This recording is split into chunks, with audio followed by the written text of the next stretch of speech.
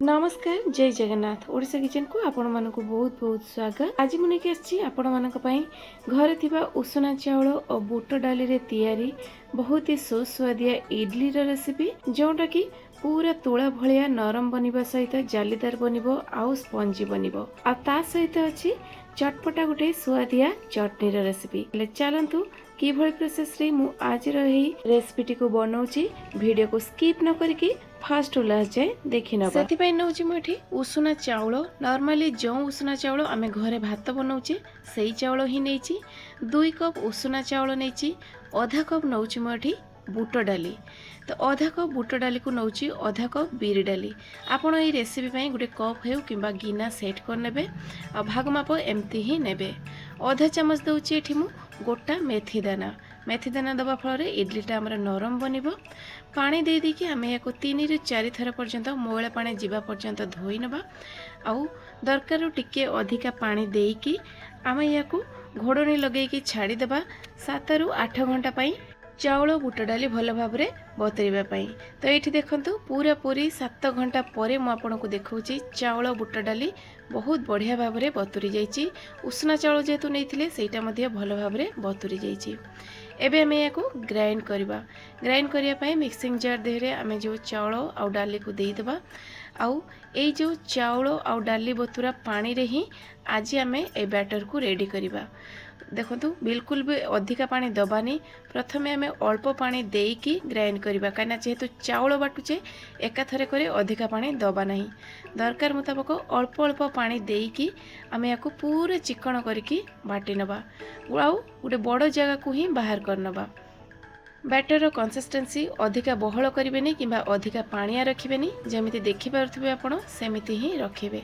सबको मुझे बिरी चाउल को बाटे नहीं कि बैटर सब रेडी कर सारा परे पूरा बैटर स्वाद देखिकी देदेवी मुझे लुण दे सारा परे गोटे डायरेक्शन रे या मु 4 ରୁ 5 मिनिट पर्यंत भल भाव में फेंटी नेबी।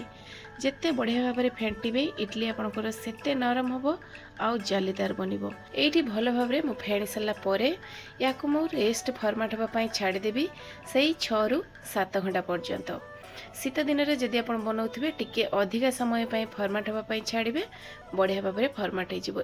देखु पूरा पूरी 7 घंटा पर मुझे देखा देखु बैटर आमर केते बढ़िया भाव में फॉर्मेट हो। बैटर को टिके अधिका टेस्टी चटपटा बनवाई आम रेडी करवा गोटे छुंक एपटर नहीं जाइए गोटे फ्राइंग पैन ता देहरे दे दूची गोटे 2 ରୁ 3 ଚାମଚ पाखापाखि रिफाइंड तेल को ये अधिका गरम करवानी जस्ट हल्का गरम हो गला परे ता देहरे दे देबाठी आधा गिना पाखापाखि बुट डाली आधा चामच रु मध्य अल्प देदेबा एठी बिरी डाली गोटे चामच देदेबा एठी कला सोरिष 4-5टा सुखिला लंका आ छोट गोटे चामच देदेबा जीरा। गैस फ्लेम को एठी हमें पूरा स्लो रे रखिकी 1.5 ରୁ 2 मिनिट पर्यंत ए सब को भाजी नबा। बिरी डालटा जेहेतु टिके भाजवा समय लगे तेणु आग तुरा देकी भाजी नबा।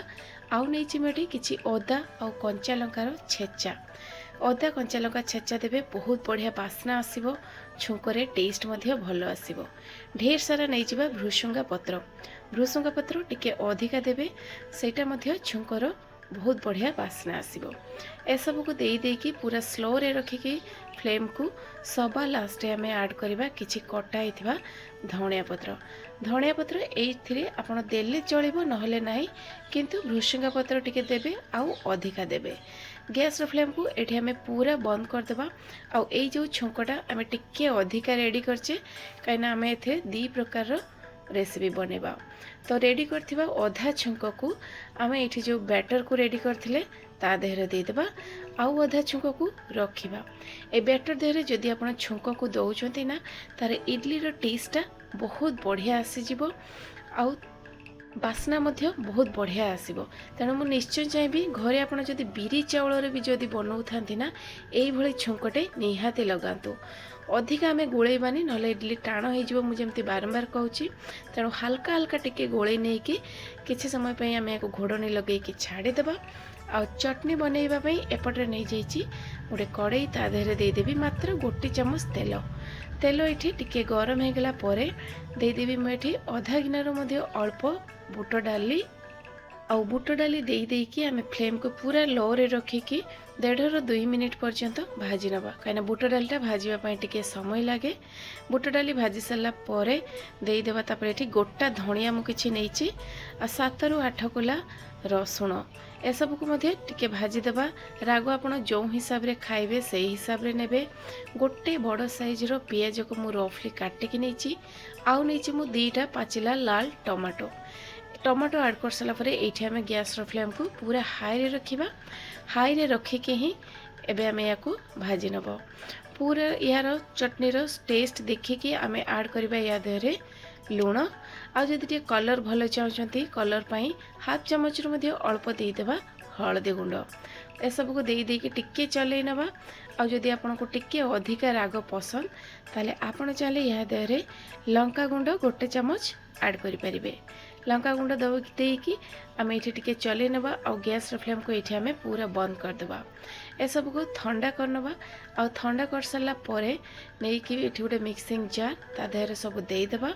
आ दरकार मुताबक पानी देकी आम या चटनी को रेडी करवा। आपड़ जदि अधिका पानिया चाहूबे चटनीटा ताले अधिका पानी देकी या ग्राइंड करें ना टिके जदि बहलिया चाहूले ताले अल्प पानी देबे। रेडी करथिबा छुंक को ए चटनी देहरे देदेवा। आ देकी भल भाव टिके मिसैकी किछ समय पई रखिदेबा। बास चटनी आमर रेडी हो गला। एपटे आम रेडी करवा इडली। इडली को स्टीम देवाई मुझे स्टीमर नहीं तार इडली फ्रेम रे तेल आम फास्ट दबा नहीं बिल्कुल भी कहीं आम बैटर देहरे जेहेतु छुंक लगेचे तो इडली रे बैटर देहरे तेलटा अच्छी तेणु तेल आमको आ दबापाई पड़ोनी। सेमती अधा अधा करके आम इडली सब बैटर सबको देदेवा कहीं कुक है आमर इडलीटा फुलीज। ये देखो सबको रेडी कर नहीं आउपटे मुझे जो स्टीमर रे नहीं पानी पानी गरम हो गलानी। गरम हो सारा पर आम ये फ्रेम को बसईदेवा। अधिका समय स्टीम देवा दरकार नहीं 5 ରୁ 7 मिनिट पर आम स्टीम देवा। आ 5 ରୁ 7 मिनिट पर मुझे देखा देखो बहुत बढ़िया भाव में फुली जाइए। इडली आमर परफेक्ट बनी कि नाई भल भाव स्टीम होती कि नाई गोटे टूथपिक लगे देखी नवा। देखो टूथपिक देहरे बिल्कुल भी लगिनी। या माने आमर इडलीटा पूरा पूरी परफेक्ट कुक होती। केयरफुल या बाहर करनवा संगे संग गरम थिबा अवस्था रे बाहर करवानी किछि समय पई ठंडा हवाई छाड़वा। ठंडा हो गला परे सेटा बहुत सहजरे बाहरी आसीबो। आ बिल्कुल भी देखंतु हमर फ्रेम रे लागी नाही। फ्रेम पूरा परिष्कार अच्छी और सहजरे मध्य उठी आसिला। एड देखंतु गोटे मु भांगी कि आपन को देखौची इडली पूरा नरम हेची आ भितरु देखिकी आपन जानि पारथबे केते जालीदार बनीची। यही भाया आपण घरे बनातु पिला को टिफिन रे खाइबा पई दियंतु। घर को जेकोसी गेस्ट आसिले मध्य बनैकी दियंतु। आ चटपना एमती चटनी सहित सर्व करके दियंतु। तो पुणी देखाबो आ गोटे नुआ वीडियो रे नुआ रेसिपी सहित। से पर्यंत रहउची नमस्कार। जय जगन्नाथ।